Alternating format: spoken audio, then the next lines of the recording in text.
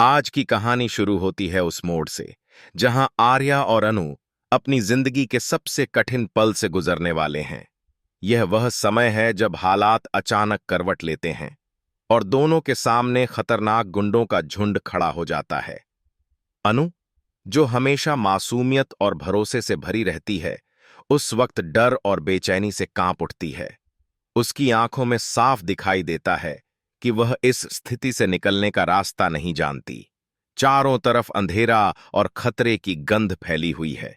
गुंडों की आंखों में लालच और क्रूरता है और उनके शब्दों में धमकी की तलखी। अनु के लिए यह पल मानो किसी बुरे सपने से कम नहीं था। लेकिन वहीं खड़ा था आर्या। उसकी आंखों में सिर्फ एक ही बात थी, अनु को बचाना। आर्या का स्वभाव हमेशा से ही शांत और संयमित रहा है, लेकिन जब बात अनु की आती है तो उसके भीतर का योद्धा जाग उठता है। वह अनु की तरफ देखता है और एक ही वादा करता है, जब तक मैं जिंदा हूं तुम्हें कुछ नहीं होने दूंगा। उसके इस वाक्य में इतनी दृढ़ता थी कि अनु के कांपते दिल को भी एक पल के लिए राहत मिलती है। गुंडे, जो संख्या में ज्यादा थे, हंसते हुए आर्या को छोटा समझते हैं। वे सोचते हैं कि आर्या को डराकर आसानी से अनु को अपने कब्जे में कर लेंगे, लेकिन आर्या का चेहरा बता रहा था कि आज मामला अलग है। उसकी सांसें गहरी थीं, उसकी मुट्ठियां भींची हुई थीं और उसकी नजरों में किसी भी हद तक जाने की जिद साफ झलक रही थी। वह उनसे कहता है, पीछे हट जाओ वरना पछताओगे। गुंडों को आर्या की बात मजाक लगती है।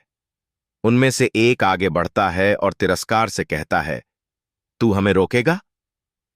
यही वह पल था जब तनातनी अपने चरम पर पहुंच जाती है।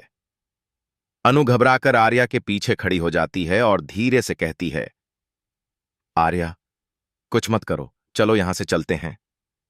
लेकिन आर्या के लिए अब पीछे हटना संभव नहीं था। पहला गुंडा जैसे ही हाथ उठाकर हमला करने की कोशिश करता है, आर्या पूरी ताकत से उसे रोक देता है। उसकी पकड़ इतनी मजबूत होती है कि गुंडा खुद हैरान रह जाता है। बाकी गुंडे यह देखकर भड़क उठते हैं और सब एक साथ आर्या की तरफ बढ़ने लगते हैं।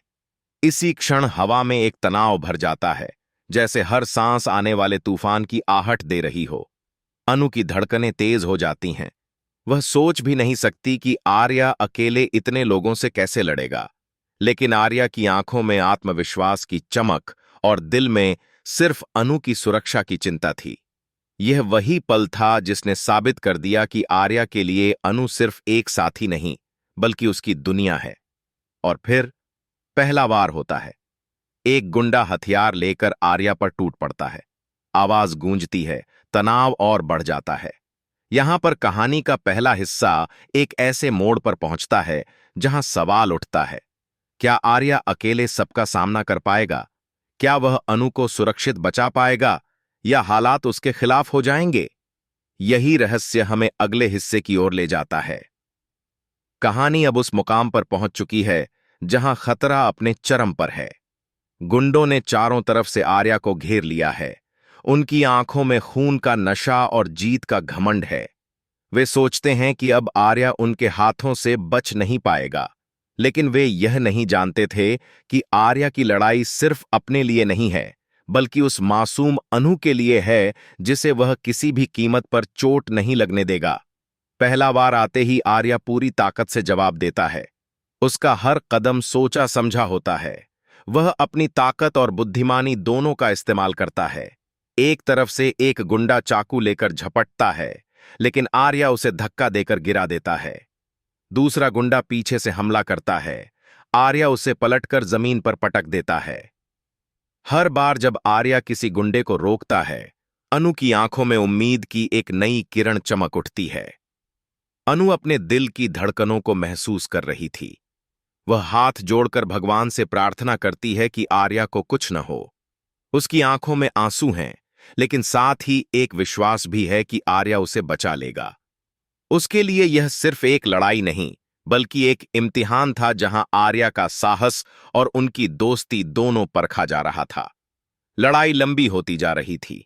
गुंडों की संख्या ज्यादा थी और आर्या अकेला था। इसी दौरान एक गुंडा अचानक आर्या पर जोरदार वार करता है और उसके हाथ से खून बहने लगता है।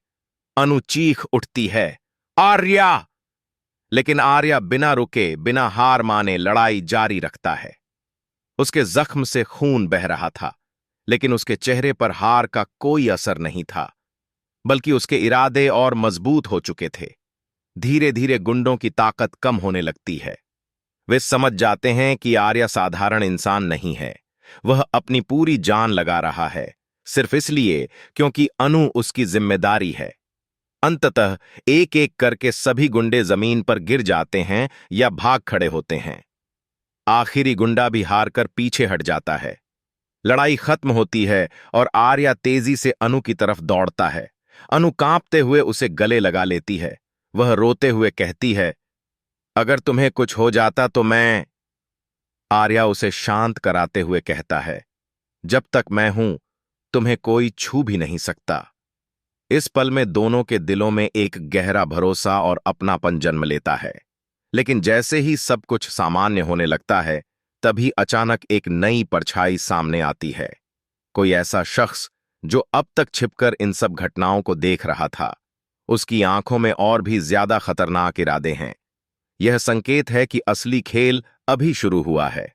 इस तरह आर्या और अनु की जिंदगी का नया अध्याय खुलने वाला है। आने वाले समय में उन्हें सिर्फ गुंडों से नहीं, बल्कि एक और बड़े दुश्मन से लड़ना होगा। यही है इस कहानी का असली ट्विस्ट, जो आगे सब कुछ बदल कर रख देगा।